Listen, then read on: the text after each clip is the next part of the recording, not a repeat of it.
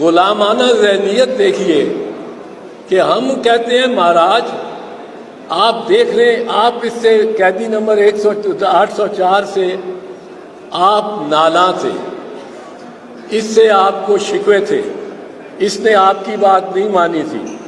مہاراج ہم نے اس کو ہٹایا ہی نہیں، صرف ہم نے اس کو پنجرے میں بند کر دیا ہے، ہم نے اس پہ کیمرے لگا دیے ہیں، ہم نے اس کو اس کی بیت الخلاء اور اس کے بستر کے درمیان کوئی اسپیس ہی نہیں چھوڑی۔ آپ نے تو کہا تھا کہ ایک تھپڑ مارو اس کو، ہم اس کا سر قلم کر کے لے آئے۔ اب بلوچ صاحب، اس سے کیا پاکستان کی کوئی عزت بڑھتی ہے؟ کیس میں بھی کچھ نہیں، اس کی ایک آخری بات بتا دوں، اس کی وجہ یہ ہے آئین کے تحت ڈی کلاسیفیکیشن کرنے کی جو سینسٹیو انفارمیشن ہے کہ ایک ہی اتھارٹی ہے۔ کون یہ فیصلہ کر سکتا ہے کہ یہ میرے ہاتھ میں جو سائفر ہے یہ میں ساری قوم کو دکھا دوں یا صرف 5-6 وزیروں کو دکھاؤں، ان سے مشورہ کروں؟ کون یہ فیصلہ کرنے والا ہے؟ اگر آپ حلف نامے دیکھیں آئین کے تحت جو حلف نامے ہیں وزیر اعظم کا اور وزرائے وفاقی وزراء کا، تو وہ سول اتھارٹی وزیر اعظم پاکستان کی ہے۔ اب جو شخص یہ اتھارٹی ایکسرسائز کر سکتا ہے، جو حبیب صاحب یہ اتھارٹی ایکسرسائز کر سکتا ہے کہ میں اس کو، یہ ایک بڑا تھریٹ آ گئی ہے ایک سپر طاقت سے، میں اپنی قوم کو اعتماد میں لوں، وہ آ جا کے سائفر بند، سائفر کیا وہ پڑھ دیتا سارا سائفر بھی قیدی نمبر 804، تو اس پہ جرم نہیں بنتا تھا، سرے سے بنتا ہی نہیں، سرے سے بنتا ہی نہیں، بیکاز اس کی اتھارٹی ہے، اور اس کے اوتھ میں اس نے اوتھ ہی یہ لیا ہوا ہے کہ میں کوئی ایسے معاملات جو میری اطلاع میں آئیں گے اور وہ جو حساس ہوں گے ان کو افشا نہیں کروں گا، ماں سوائے جب میں سمجھوں کہ ضروری ہے۔ اب اس میں وہ اگر ضروری سمجھتا ہے تو بات ختم ہو گئی۔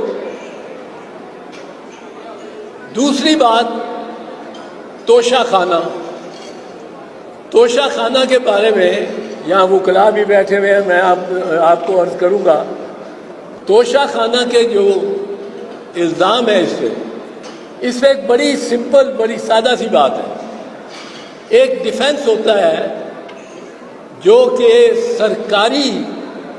سرکاری محکموں میں اگر آپ پہ الزام کوئی لگ جائے، فوجداری کوئی کسی قسم کا، آپ نے فائل پھاڑ دی ہے، آپ نے فائل شریڈر میں ڈال دی ہے، آپ کے ساتھ آپ نے کسی سے رشوت لے لی ہے،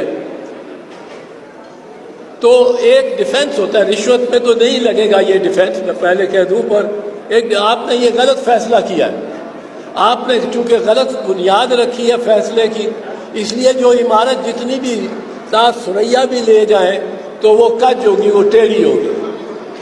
تو آپ سیکشن افسر صاحب یا آپ ڈپٹی سیکرٹری صاحب یا آپ سیکرٹری صاحب، آپ سے یہ شروع ہوئی ہے یہ ٹیڑھی عمارت، اور سارا پیسہ لگ گیا ریاست کا اور آپ نے ٹیڑھی بنائی۔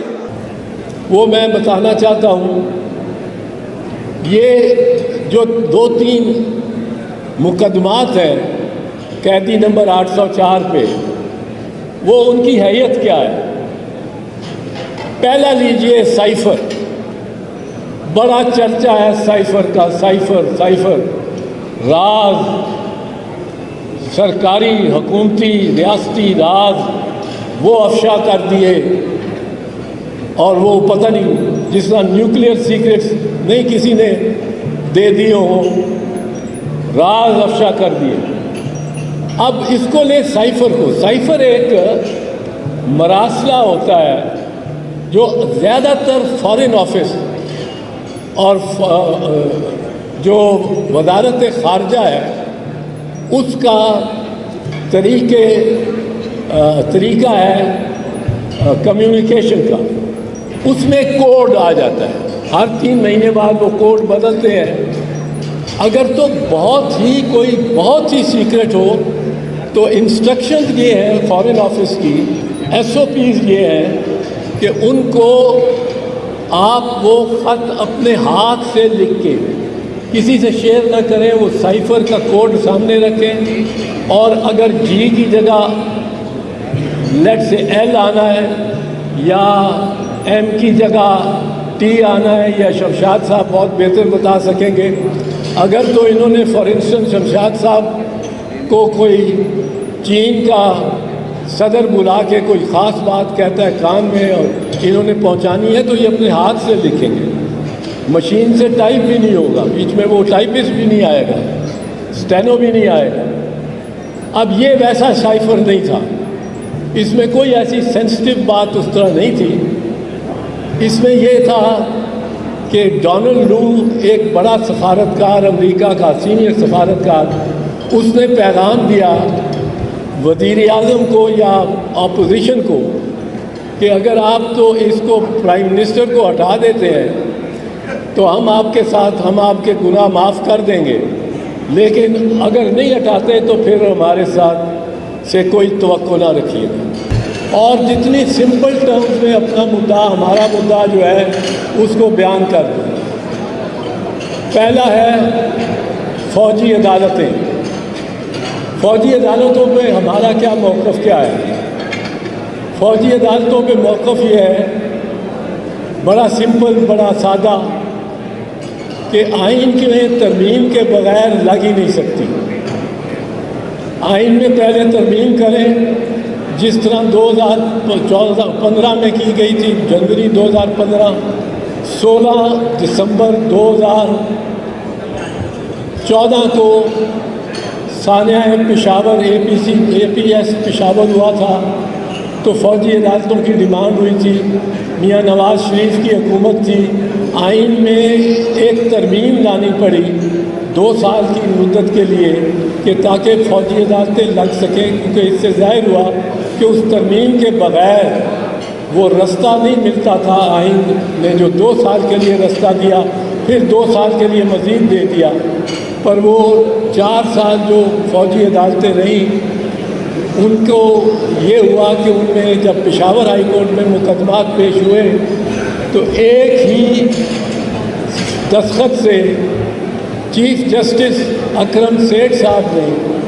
153، یہ رپورٹڈ کیس ہے، 153 سزا یافتہ مجرموں کو، فوجی عدالتوں سے سزا یافتہ کو ایک دستخط کے تحت فارغ کر دیا، بری کر دیا، اور ان کے 2 کیس ریمانڈ ہوئے پر ان کی سزائیں کالعدم ہو گئیں۔ کیوں؟ کیونکہ 153 کے 153 جو مجرم کہلائے تھے، ان کے سب کے اقبالی بیان تھے۔ مجرم کیوں ٹھہرائے گئے؟ اقبالی بیان پر، اور اقبالی بیان ایک ہی مضمون تھا، اس میں حرف بحرف، لائن با لائن میں یہ اقبال کرتا ہوں، اور وہ سارا اس بنیاد پہ ان کو سزائیں ہو گئی تھیں، اور اسی بنیاد پر چیف جسٹس اکرم سیٹھ صاحب نے وہ ساری توقعیں بیک جنبش قلم ختم کر دی۔ اچھا، اب اس میں جو ہمارا موقف ہے وہ یہ ہے کہ آپ آئین میں ترمیم کر سکتے ہیں تو کریں، اور اس کے بعد فوجی عدالتیں لگائیں، جیسا 2015 میں ہوا۔ اس کے بغیر فوجی عدالتیں سویلینز کو ٹرائی نہیں کر سکتی۔ اب دلچسپ بات یہ ہے کہ جو 2015 میں ان فوجی عدالتوں کے بارے میں سپریم کورٹ میں معاملہ گیا، تو قاضی فیض عیسیٰ صاحب، جسٹس قاضی فیض عیسیٰ صاحب نے یہ فیصلہ دیا ہمارے موقف سے بھی بڑھ کے کہ آئین کے تحت ایسی ترمیم بھی نہیں کی جا سکتی آئین میں جو فوجی عدالتوں کے لیے گنجائش بنائے۔ آئین کی ترمیم کر دینے کے بعد بھی فوجی عدالتیں آئینی اعتبار سے ان کو تشکیل نہیں دی جا سکتی، اور اس کی ایک میں چھوٹی سی لیکن واضح سی مثال دے دوں، پھر میں فوجی عدالتوں سے آگے جاؤں گا. صرف ایک مثال دے دوں. عدالت کے لیے ہمارے 20 سپریم کورٹ کے فیصلے ہیں. سب سے ضروری جو اہم عنصر عدالت میں ہونا چاہیے وہ یہ ہے کہ عدالت آزاد ہو. وہ جو شخص اس عدالت میں پریزائڈ کر رہا ہے وہ آزاد ہو، اس کا کوئی سٹیک نہ ہو، اس کا کوئی اس کو نفع نقصان کا خطرہ نہ ہو. اب اس کو کوئی ٹرانسفر نہ کر سکتا ہو، کوئی تعدیدی کارروائی اس کے خلاف نہ کر سکتا ہو ماسوائے ہائی کورٹ کے، وہ ہائی کورٹ کے ماتحت ہو. اب اگر فوجی عدالت میں آپ دیکھیں گے تو کرنل صاحب بیٹھے ہوں گے. کرنل صاحب کو جو حکم آئے گا اوپر سے ان کا تو تربیت ہی ایسی ہے کہ انہوں نے اس حکم کو ماننا ہے. ان کی تو تربیت ہی ایسی ہے. سو وہ انڈیپینڈنٹ ہو ہی نہیں سکتے. By definition therefore a military court is not a court because the officer in the court is residing in the court is under the discipline not of the High Court.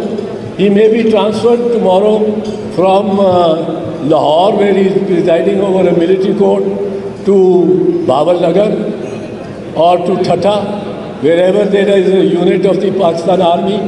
He can be transferred as a kind of punishment or a rap on the knuckles, تاکہ دوسرا اس کا جو اس کے بعد آنے والا ہو وہ سمجھ جائے کہ بات بڑے صاحب کی ماننی پڑے گی، ورنہ میرا بھی تبادلہ کہیں بلوچستان میں ہو جائے گا.